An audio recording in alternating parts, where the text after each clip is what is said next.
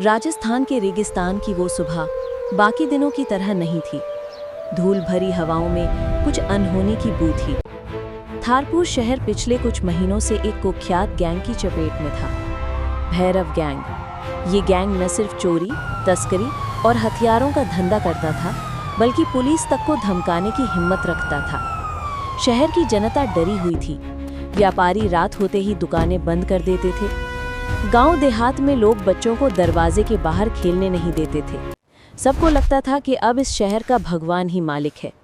लेकिन एक दिन खबर आई, नई एसपी मैडम थारपुर में ज्वाइन करने वाली हैं। नाम माधवी सिंह। लोग कहते थे कि वो महिला नहीं, तूफान है। कहीं एनकाउंटर किया, कहीं गैंग को सीधा नंगा कर दिया, कहीं भ्रष्ट अफसरों को उनके कुर्सी सहित उखाड़ फेंका। थारपुर ने उम्मीद की एक नई किरण महसूस की, लेकिन गैंग में खलबली मच गई। थारपुर पुलिस हेडक्वार्टर के सामने वो जीप आकर रुकी। दरवाजा खुला और काले सनग्लास, नीली यूनिफॉर्म और तेज चाल के साथ एसपी माधवी सिंह बाहर उतरी। उनकी आंखों में कप्तान का नहीं, एक योद्धा का आत्मविश्वास था। वो शहर को बचाने नहीं आई थी, वो शहर को बदले के हक दिलाने आई थी। अंदर मीटिंग में सब इंस्पेक्टर कांस्टेबल खड़े थे। माधवी ने पहली लाइन ही ऐसी बोली कि हॉल में सन्नाटा हो गया।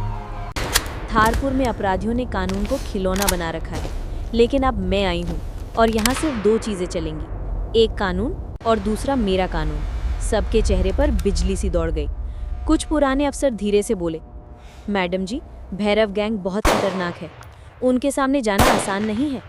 माधवी मुस्कुराई, असली पुलिस वही है जो मुश्किलें आसान बनने का इंतजार न करे, उन्हें आसान बना दे। पहले ही दिन माधवी ने अपना प्लान बना लिया, सीधी टक्कर। उन्होंने बिना किसी चेतावनी के भैरव गैंग की शराब और हथियार की गोदामों पर छापेमारी शुरू की। जनता को पहली बार लगा कि कोई उनके लिए लड़ने आया है। रात को 11 बजे एक सूचना आई, गैंग का नंबर 2 आदमी चंदरिया एक पुरानी फैक्ट्री में छिपा है। माधवी बिना बैकअप का इंतजार किए निकल पड़ी। जैसे ही वो पहुंची, फैक्ट्री में गोलियों की आवाज गूंज उठी, पर माधवी पीछे नहीं हटने वाली थी। उन्होंने सिर उठाया, पोजीशन ली और ठक ठक ठक 3 गोलियां, तीनों सही निशाने पर। गैंग के लोग भागते भागते चिल्ला रहे थे, ये औरत नहीं मौत है। उसी रात शहर में खबर फैल गई कि एसपी मैडम असली शेरनी है। भैरव गैंग का असली मुखिया था भैरव सिंह, जो खुद को राजा समझता था। वो रात को रेगिस्तान में अपनी काली गाड़ी के साथ खड़ा बोला, इस औरत को मैं खत्म कर दूंगा, थारपुर मेरा शहर है।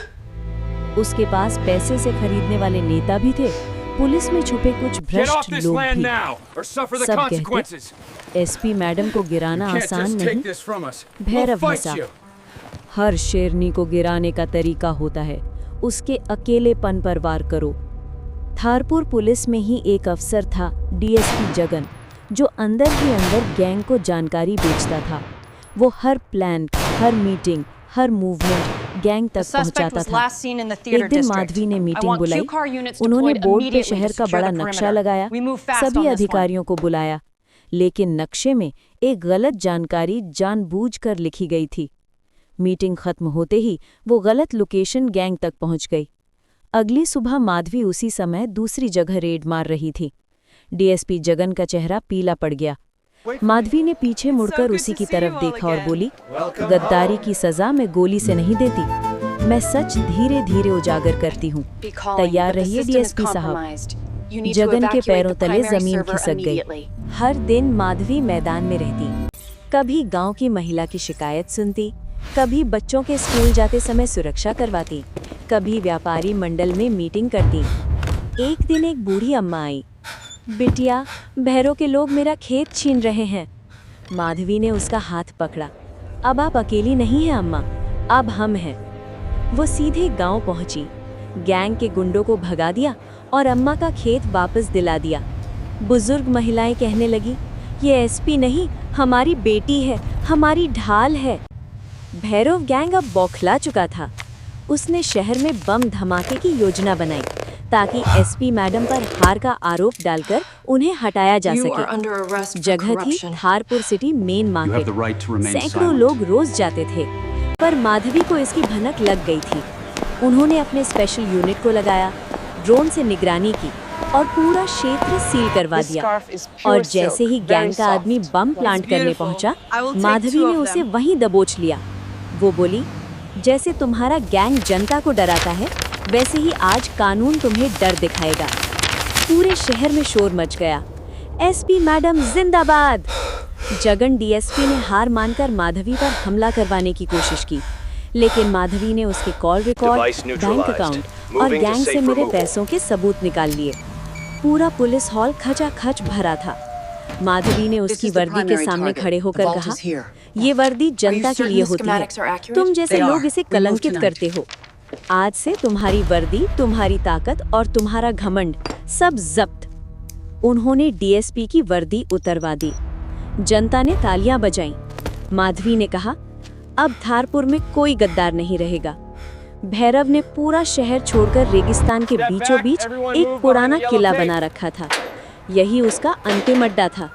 माधवी एक टीम लेकर वहां पहुंची, लेकिन भैरव तैयार बैठा था। Helmet, bullet proof jacket, machine gun, गाड़ियां, सब कुछ। रेत का तूफान उठ रहा था, देखने में मुश्किल, लेकिन माधवी की आवाज गूंजी, थारपुर का कानून मैं हूं और आज तुम सबको इसका हिसाब देना पड़ेगा। भीषण गोलीबारी शुरू हो गई। रेत उड़ती, गोलियां चलती, गाड़ियों के शीशे टूटते। माधवी आगे बढ़ती रही। अंत में आमने सामने सिर्फ माधवी और भैरव बच गए। भैरव बोला, एक औरत मुझे नहीं रोक सकती। माधवी शांत स्वर में बोली, औरत माँ होती है तो जीवन देती है, और जब कानून बनती है तो दानवों का अंत भी करती है। भैरव ने गोली चलाई। माधवी ने चकमा देकर फायर किया। भैरव गिर पड़ा। थारपुर से काला बादल हट गया। अगले दिन पूरा थारपुर चौक फूलों से भर गया। जनता ने एसपी माधवी सिंह की गाड़ी पर गुलाब बरसाए। बच्चे हाथ जोड़कर बोले, मैडम आप हमारे हीरो हो। माधवी मुस्कुराई, हीरो मत कहो, बस मुझे अपना पहरेदार समझो। उनकी पोस्टिंग बदल गई, लेकिन जाते जाते उन्होंने कहा, जहां भी अपराध होगा माधवी सिंह वहीं पहुंच जाएगी। थारपुर की हवा में पहली बार सुकून था। लोगों ने महसूस किया कि एक सच्चा अफसर शहर को बदल सकता है, और एसपी मैडम एक लौह महिला ने ये साबित किया। लाइक जरूर करें, लाइक, सब्सक्राइब करके सब्सक्राइब, हमारे सफर कमेंट, से जुड़ें। शेयर। ये कहानी कैसी लगी कमेंट में बताएं और